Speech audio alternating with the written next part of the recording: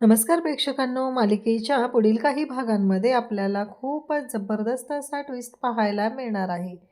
म्हणजेच या अंशुमनने आता कारस्थान केलेलं आहे. ऑलरेडी स्वानंदीच्या आईने जो काही सांगून पचका केलेला आहे, मोठा राडा तिनं घातलेला आहे. त्यामध्ये आता याने ठरवलेलं असतं की हे दोघं जण हनीमूनला गेलेले आहेत आणि जर हे दोघं एकत्र आले तर आपल्याला भीकच मागावी लागणार आहे, असं त्याच्या डोक्यात असतं. आणि म्हणून त्याने एक प्लॅन केलेला असतो. गुंडांना पैसे दिलेले असतात आणि सांगितलेलं असतं, म्हणजेच थोडक्यात काय, स्वानंदी आणि समरची सुपारी दिलेली आहे त्यांना संपवण्यासाठी. आणि हे काम पूर्ण झालं पाहिजे असंही सांगितलेलं असतं आणि भली मोठी रोकड. आता पैसे तर समरचेच आहेत आणि समरलाच मारण्याची सुपारी हा अंशुमन देत असतो. तर हे सगळं कशा पद्धतीने होणार आहे ते आपण या व्हिडिओमध्ये पाहणार आहोत.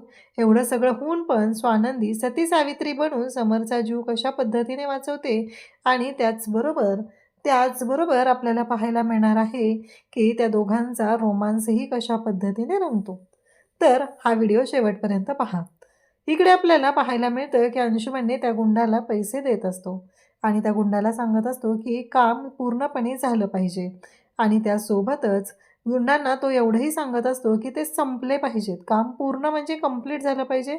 आता हे ॲडव्हान्स दिलेला आहे आणि हा ॲडव्हान्स तुम्हाला मिळालेला आहे, बाकीची अमाऊंट काम झालं की मिळेल आणि काम जर ओके झालं तर त्यापेक्षा अमाऊंट वाढवूनही देऊ शकतो असंही सांगितलेलं असतं. तर इकडे आपल्याला पाहायला मिळतं की समर आणि स्वानंदी म्हणत असते की मला चहा घ्यायचा आहे, म्हणून स्वानंदी थांबलेली असते आणि टपरीवरती जाऊन चहा घेऊन येते. यांची गाडी निघालेली असते. तर इकडे आपल्याला पाहायला मिळतं की जेव्हा या सगळ्या गोष्टी चालू असतात, पाठीमागून एक ट्रक येत असतो. स्वानंदी समरला म्हणत असते की मिस्टर राजवाडे, तुम्हाला माहिती आहे का, तो ट्रक आहे ना आपला पाठलाग करतोय असं मला वाटतंय. स्वानंदीचा अंदाज खरं असतो, पण समर मात्र तिला वेड्यात काढतो. समर म्हणतो की तो काय आपला नातेवाईक आहे का पाठलाग करायला, काहीही असतं तुमचं, असं समर तिला बोलतो. तेव्हा स्वानंदी म्हणते, अहो तसं नाही आहे मिस्टर राजवाडे, मी तुम्हाला खरंच सांगते. मला असं वाटतंय की तो ट्रक जो आहे ना, तो आपला पाठलाग करत आहे. परंतु इकडे समर मात्र ऐकायलाच तयार नसतो. तो म्हणत असतो शक्यच नाही. आणि पुढे काही वेळातच म्हणजे काही मिनिटांमध्ये तो ट्रक येऊन गाडीला धडकतो आणि समरची गाडी नदीच्या पुलावरून जात असते आणि त्या पुलावरून ती गाडी खाली पाण्यात पडते. पण नेमकं समर आणि स्वानंदी त्या गाडीतून बाजूला फेकले जातात आणि गाडीचा स्फोट होतो. ही गोष्ट जी घडलेली आहे ती खूप भयानक आहे आणि त्याचबरोबर समर ज्या पद्धतीने स्वानंदीला बोललेला असतो, काही क्षणात त्याला आठवतं, पण समर मात्र बेशुद्ध पडलेला असतो. स्वानंदी त्याच्या शेजारी असते आणि स्वानंदी समरला हाका मारत असते. समरचं डोकं मांडीवर घेतलेलं असतं आणि त्याला उठवण्याचा प्रयत्न करत आहे. तर समर मात्र बेशुद्ध पडलेला असतो. दोघांनाही तेवढी दुखापत झालेली नाही, कारण हा जो प्लॅन असतो तो फेल झालेला असतो आणि समर आणि स्वानंदी खरं तर गाडीला असलेल्या एअरबॅग्समुळं वाचलेले असतात आणि ते बाजूला फेकले गेलेले असतात. पण त्यांना तेवढी दुखापत होत नाही, ही गोष्ट खूप चांगली असते. पण हे दोघं जर पाण्यात पडले असते तर खूप अवघड झालं असतं. तेव्हा मात्र आता समरला स्वानंदी उठवत असते. तिला खूप काळजी वाटत असते. हे सगळं काय होऊन बसलंय? आत्ताच 1 महिना झालेला आहे आणि हे सगळं काय होतंय? तेव्हा स्वानंदी म्हणू लागते की नाही, हे सगळं माझ्यामुळं तर होत नाही आहे ना? या सगळ्याला मी तर जबाबदार नाही आहे ना? हा विचार स्वानंदीच्या डोक्यात सुरू झालेला असतो. तेव्हा समरच्या डोक्यावरून हात फिरवत त्याला फुंकर मारत अशा पद्धतीने तिने त्याला उठवण्याचा प्रयत्न करत असते. परंतु आत्तापर्यंत स्वानंदी आणि समर दोघंही इतक्या जवळ कधीच आलेले नव्हते. पण आज मात्र ते एवढ्या जवळ आलेले असतात आणि स्वानंदी समरची खूप काळजी घेत असते. तिला खूप वाईट वाटत असतं की मिस्टर राजवाड्यांची अवस्था माझ्यामुळे तर अशी झालेली नाही आहे ना. म्हणजे प्रत्येक वेळेस आमच्या आयुष्यामध्ये अपशकुन घडत आहेत. हे सगळं बोलत आहे. मल्लिका काकू प्रत्येक वेळेस म्हणत असतात की अपशकुन झालाय, अपशकुन झालाय. पण हे खरं आहे का? हे याच्यामुळेच होतंय का? हा प्रश्न आता स्वानंदीला पडलेला असतो. स्वानंदी म्हणत असते की नाही, काहीही झालं तरीही मिस्टर राजवाड्यांना काही होता कामा नये, एवढंच तिच्या डोक्यात असतं. परंतु इकडे आता स्वानंदीला शेवटी यश मिळतं आणि तेवढ्यातच आदिरा आणि रोहन तेही तिथं पोहोचतात आणि मग स्वानंदीला जीवात जीव येतो, कारण बिचारी खूप घाबरलेली असते. अधीरा पण घाबरून जाते. अधीरा म्हणते की हे सगळं काय झालं नंदुताई? स्वानंदी म्हणते पाठीमागून एक ट्रक येत होता आणि त्या ट्रकने आमच्या गाडीला धडक दिली आणि गाडी तिकडे पडली. नशिबाने आम्ही दोघंही वाचलेलो आहोत. आता समरच्या पायाला थोडासा मार लागलेला असतो. त्याला चालता येत नसतं. मग स्वानंदीचा हात धरून हळूहळू समर चालत तिथं असलेल्या कडेला असलेल्या एका दगडावरती येऊन बसलेला असतो आणि समरचा मोबाईल हा त्याच्या खिशात असतो आणि त्या मोबाईलवरूनच स्वानंदीने इकडे अदिराला फोन केलेला असतो. खरं तर हे सगळं एवढ्या भयानक पद्धतीनं घडलेलं असतं. तेव्हा मात्र रोहन आणि अदिरा त्यामुळेच तिथं पोहोचलेले असतात.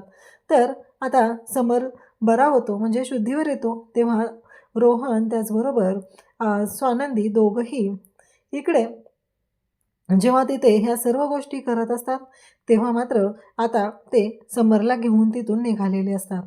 तेव्हा स्वानंदीला खूप काळजी वाटत असते. स्वानंदी म्हणत असते, त्यांना काही होणार तर नाही आहे ना? हे सगळं काय झालंय? या सगळ्याचा काय अर्थ आहे? तिला कळतच नसतं. आणि इकडे आता स्वानंदी आणि समर, मग समर थोडं-थोडं बोलायला सुरुवात करतो. तेव्हा अधीरा समरला म्हणत असते, की "पिंट्या दादा, तुला माहिती आहे का? आज नंदुताईमुळं तू जिवंत आहेस. हे सगळं काय घडलंय? कशामुळं घडलंय?" स्वानंदी म्हणत होते, की "मी यांना सांगितलं होतं, की पाठीमागून एक ट्रक आलेला आहे." आणि त्या क्षणी इकडे अधीराने आनंदला फोन करून सगळ्या गोष्टीची कल्पना दिलेली असते. त्याचबरोबर तिकडे गाडीच्या CCTV कॅमेराचं जे ॲक्सेस आहे, ते आनंदकडे असतं आणि त्यामुळं अधीराने त्या सगळ्या गोष्टी करायला सांगितलेल्या असतात. त्याचबरोबर समरच्या मोबाईलवरती त्याचं ॲक्सेस असतं आणि ते फुटेज मिळालेलं असतं. तो गाडीचा नंबर मिळालेला असतो आणि त्या क्षणी इकडे या सगळ्या गोष्टी एवढ्या जबरदस्त पद्धतीने घडलेल्या असतात. तेव्हा मात्र इकडे ते ॲक्सेस मिळवून, तो नंबर मिळवून, ती गाडी कोणाची आहे ते सगळं हे केलं जातं आणि पोलिसांना तिथे सांगितलं जातं, इन्स्ट्रक्शन दिल्या जातात. इकडे आता मात्र वाट लागलेली असते, ती म्हणजे या अंशुमनची. तर अंशुमन मात्र घाबरलेला असतो, कारण तो माणूस पकडला गेलेला असतो. तर अंशुमन म्हणत असतो, की हे सगळं काय होऊन बसलंय? प्रत्येक वेळेस माझे डाव फेल का होत आहेत? तर त्याला आता भीती वाटायला लागलेली असते आणि तो म्हणत असतो, की नाही, असं व्हायला नको आहे. तर तो आता बोलायला सुरुवात करतो, तो म्हणजे मल्लिकाला. मल्लिका म्हणते, "हे सगळं तुला कोणी करायला सांगितलं होतं? कशासाठी हा मूर्खासारखा तू वागत असतो? हेच मला कळत नाही आहे. कुणी सांगितलं होतं तुला हे सगळं करायला?" आता स्वानंदी आणि त्याचबरोबर अधीरा, रोहन हे सगळेजण असतात. ते आता त्या रिसॉर्टवरती पोहोचलेले असतात आणि आनंदचा फोन समरला येतो आणि समरला तो सांगू लागतो, की तो ड्रायव्हर ताब्यात घेतलेला आहे आणि लवकरच यामागं कोण आहे ते आपल्याला कळेल. कारण तो ड्रायव्हर जो आहे तो पैशांसाठी काम करणारा माणूस आहे. कारण त्याचा आणि आपला तसा वैयक्तिक काही संबंध नाही. मल्लिका मात्र इकडे जाम चिडलेली असते. मल्लिका म्हणत असते, की "तुला कळतंय का? तुझ्यामुळे हे सगळं झालेलं आहे." आणि आता मात्र स्वानंदी घाबरलेली असते.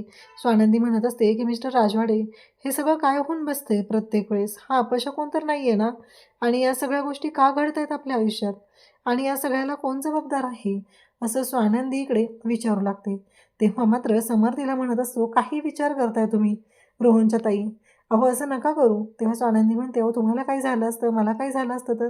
माझं जाऊ द्या हो. तुम्हाला काही झालं असतं तर कसं? सांगा ना, मी काय करू शकले असते? कळतंय का तुम्हाला?" असं म्हणत स्वानंदी समरला बोलत असते.